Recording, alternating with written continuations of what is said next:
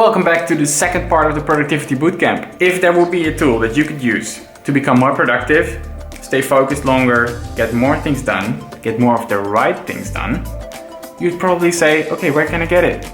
Well, in this video, I'm going to show you exactly how you can get more done using your calendar.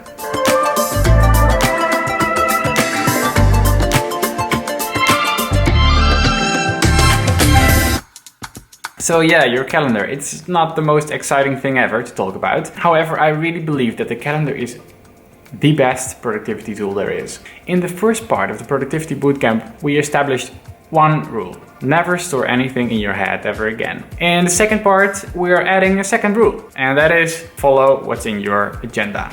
There are a lot of people that use their agenda to track appointments because that's what it's for, right? But then you're missing out because your calendar is actually one of the best ways to focus your days.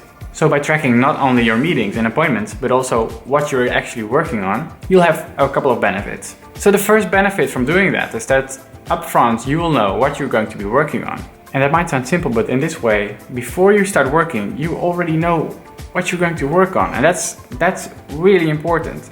So in the morning or in the afternoon or whenever you need to start working, you might lack the energy to get started.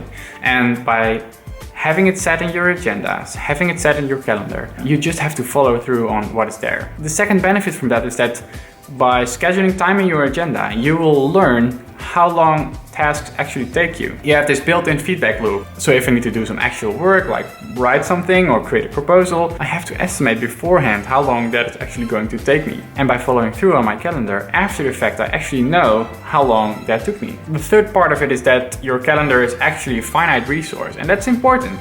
Because, well, with that it is impossible to schedule too much work in one day. It is possible to mess up your estimations, but you'll learn from that pretty quickly. Alright, so now we know why. Let's take a look at an example. So let's say this is my calendar. I have a couple of meetings scheduled and a couple of things that I have to do. Plus, there are 3 big priorities I have this week. One is that I have to present this plan for the third quarter to my boss, and it's on Wednesday. So that's important and I need to be well prepared. And let's say that I'm managing a team and there's 2 big projects that I need to make progress on before the end of the week. So from looking at this, there's quite a lot of space, which is good. So I have time to schedule stuff. So let's say I'm coaching this person. The very first thing that I would ask is like, what does your working day look like? And for me, my day starts at 8 and ends at 5. And I always take a half an hour break exactly at noon. Okay, so here it is. This is my work week. And as you can see, it gets quite a little bit more crowded already, which is good because this is how it actually looks. And that is the added benefit of using a calendar because it shows you exactly where you are constrained in time. So the next thing I would do is add in the big blocks. And I talked about this presentation that I need to finish on Wednesday, and I basically would like to do the chunk of the work on Monday because it's so important. And if there's something that gets in between, I need to have a buffer. I need to have some more space. So because I'm good in the mornings, I'm going to add it on Monday in the morning. Let's add a block here, build presentation. And I think 3 hours is enough, but I would like to have at least 1 more hour on Tuesday to, well, refine it and make it final. Let's add that in here as well. Finalize presentation Q3. So I mentioned these 2 other projects that I want to be working on. I think Mondays and Tuesdays are pretty good to do that as well. So the next thing that I could do is take the complete Monday and Tuesday to do that. On Monday I will be exhausted from building this big presentation. So the Monday afternoon I will keep a little bit empty for now. Let's say Tuesday I will work on project A, and Wednesday I'm using the complete morning to work on project B. I know this Thursday is not going to work because this meeting is in Amsterdam, so I don't have to commute to the office, I just have to commute to this meeting. So I'm going to move this block here so I can travel to this meeting, and then I need another hour to travel to the office. So commute, because I want to be at the office. So then I'm taking lunch and I have a presentation in the evening that I need to prepare as well. So where am I going to do that? Well, I don't want to do it on the same day, so it needs to be on one of these days. And I don't want to do it the day before.